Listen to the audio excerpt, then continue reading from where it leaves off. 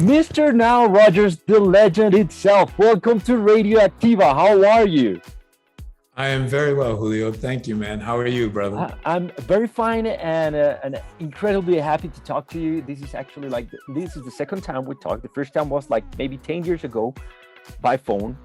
And just a few years after that, I get to see your show in Barcelona at Sonar. You were playing, I think, after Massive Attack or something. That was awesome. You just stand on stage and say, "Hi, my name is Nile Rodgers. I work with David Bowie, Duran Duran, Madonna, Daft Punk," and you're gonna listen to all of that today. And you just start the gig. Man, that was such an awesome way to start a show.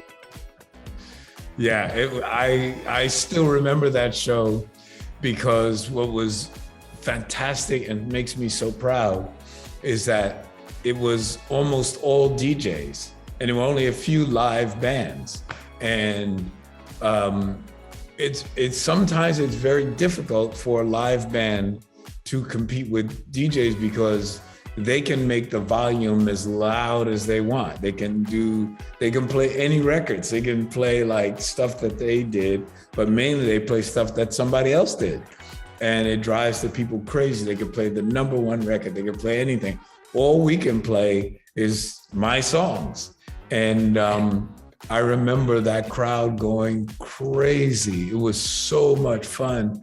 And I was so proud. And, you know, we've played Barcelona, we played Sonar, you know, many times. And sometimes, you know, we're one of two live acts, and it's just, I'm always so proud of my band because, you know, when we play a Chic, it's something that we bring a sense of happiness and a sense of pride and a sense of fashion to the gig, because that's what Chic represents. And we've never changed that from the first day I wrote a song.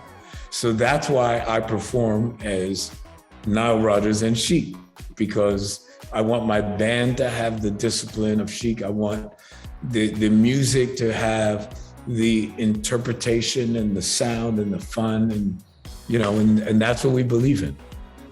And it's going to be an incredible show here in Colombia. I'm pretty sure it's your first time here, right? You've never been here before. Yeah, we've tried, but because of the pandemic, we couldn't come. I mean, we had to cancel 2 times. And so this time is going to be exciting for me, especially because, you know, I have a lot of friends. My main tech is from Colombia. I did the record last year with Manuel Medrano, and, you know, it's going to be so cool to have, like, you know, not only the audience that I love, but friends and people. You know, I'm really excited. This is going to be great for me. I'm absolutely sure it's going to be a great party. Since you mentioned Chic, I've always wanted to ask you about the development of the whole Chic concept, not only musically, but you guys had, you know, like the look and the suits and the sound and everything. So how did all that came about? It's because at that time, disco in America represented not the world that we were living in, but the world that we wanted to see. And that's why when I was working with Daft Punk on Random Access Memories, it was so fantastic to me because, you know, people would say things like, you know, like a song, "Give Life Back to Music." That was like seeing a vision of the future and, you know, and saying, we want to give life back to music. Now, Daft Punk may be one of the most famous electronic music, you know, artists that have ever existed, but they were injecting life, real people back into the sound. And that's to me, that's what dance music and disco and electron, whatever you want to call it, that music that makes people move, that's what that's all about. It's giving life back to music. And life is so short and so fragile, as we can see now, going through, the pandemic, and then now watching what's going on, with Ukraine and Russia, and you see that, life could be gone in one split second. But while we're playing music, we want to give life. It's just, and we want to celebrate life, and we want to celebrate that thing that makes us all come together. So that's what Chic is about. That's beautiful. And, I understand sometimes there are some things that you just can't explain. Like, how do you explain groove, right? I mean, there's no other word to talk about groove, even in Spanish. It's funny. It's one of those things that you say, I can't explain it, but I know it when I feel it. Yeah, that's right. I wanted to ask you too, what's so everlasting about, disco, funk, dance music? Because of course I remember the history, the whole disco sucks in US, but that only happened in US. And right. You're working with lots of artists. You have worked with legends, but you have also been working with the Wombats and more contemporary artists, and they usually look for your sound for their records. Right. So, what's so everlasting about it?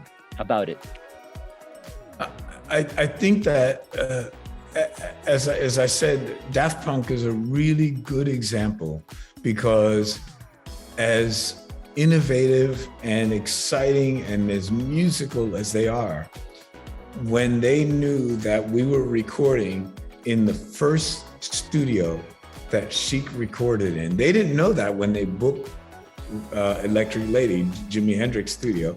They had no idea that was the studio that we also made our first hit record in. They were like, what? Are you kidding me? They got so excited, and they said, how did you make Chic records? And I said, you know what? Turn off everybody except for the drums and just let me groove. They groove, and they made everybody else come and play back to me. There's a certain happiness, there's a certain excitement that music gives me, especially playing music to make you dance. Of course, I write ballads. Of course, I write songs that I just sort of mainly want people to listen to. But the music that I write to make you want to move and to make you want to just have a good time and party and laugh and feel that thing in your heart. Yeah. How do you explain that? I mean, I am so lucky to be able to tap into that feeling. If I told you all the artists that I'm working with for the next year, you wouldn't believe it. It's all because I think that they want to tap into that too. Like, I just finished a new song with Daddy Yankee. We did the music video just a few days ago in Miami. We had so much fun. It was like, I don't even know how to explain it, but it was like, we just felt like, yeah, if the record's a hit, okay, it's a hit. If it's not a hit, we have so much fun playing this music together, and you could just hear the sound as soon as you said it perfectly. You can't explain groove, but when you feel it, you know it. I mean, when that groove comes in, you like, yeah, damn, yeah. Do you have a production philosophy when a band reach out for you and they wanna work with you and they want to learn also? Do you have like a production, like a 0.0 to start with a band, whether it's a legendary act like Duran Duran, or it's a more new new artist? Yeah, I do two things that are really important, and this is on every record, no matter what they may say, because if the record is a flop, they'll say, oh, we didn't have fun. But I go back and I learn the history. So I just finished working, or actually I'm about to start working with an artist. And when I got to the artist's studio, They said, "Oh, I see that your birthday is September 19th." I said, "Yes, and your birthday is September 28th." And we started talking. And I said, "You know what? Before I came, I spent the last 3 days listening to all your music, watching every video. So I become almost an authority on that artist before we even walk into the studio." And the second rule is, this is a promise. I always make sure that the artist is having the most fun they've ever had. So if they tell you, "Oh, I was working with Nile and I didn't have fun," lying. Because I make sure, because look, the truth is, mathematically, most records don't become number one, and most records don't become hits. Most records, you just do them and they fail. So I just try and make sure that the one thing that they can always take away is that when we were making the record, they were having so much fun. They were having a really great time. Because if we don't have fun doing this art form that we love, in a way, what's the point? I mean, do something else. Like, this is a gift to me. Like, I have a gift of doing a job that is fun. It makes me feel good. It makes me feel all of my emotions. But the one emotion that's very important to tap into is that feeling of love and fun. You know, I always make sure every artist I work with has fun. Everyone, no matter what. What are your thoughts on bands and musicians these day and age not developing that many albums, like a body of work, but more of a singles kind of thing? Of course, because of streaming and the way we consume music has changed, but you have developed some great records. So I wanted to ask you about it. Yeah, so it's just, I still approach it the same way.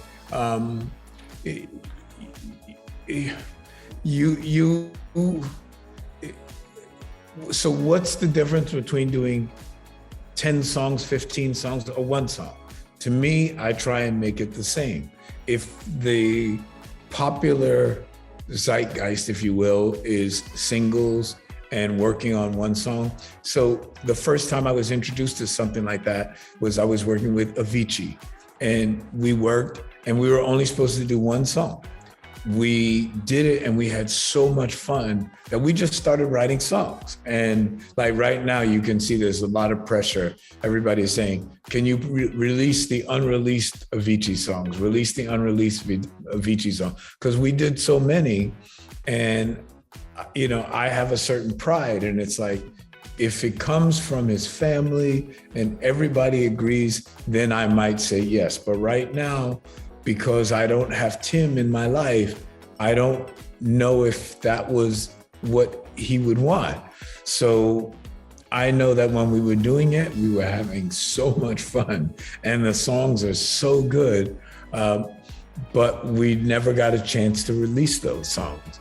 So we were just doing song after song after song. I didn't care whether it was going to be on an album. I didn't care if it was going to be on an EP. I just made sure that every song that we did, we were having fun. So, you know, yeah, of course, I love the old school. I love, you know, doing Like a Virgin and doing every song. I love doing every David Bowie song. I love doing every, you know, Duran, you know, all that. I mean, you know, being in charge of albums. I love, you know, everything from Paul Simon to Mick Jagger. I mean, you know, you can probably look at the list and see. I mean, I've done so many, but there really isn't any difference in the feeling that I had with Avicii than I have with Sister Sledge or Diana Ross. Same feeling.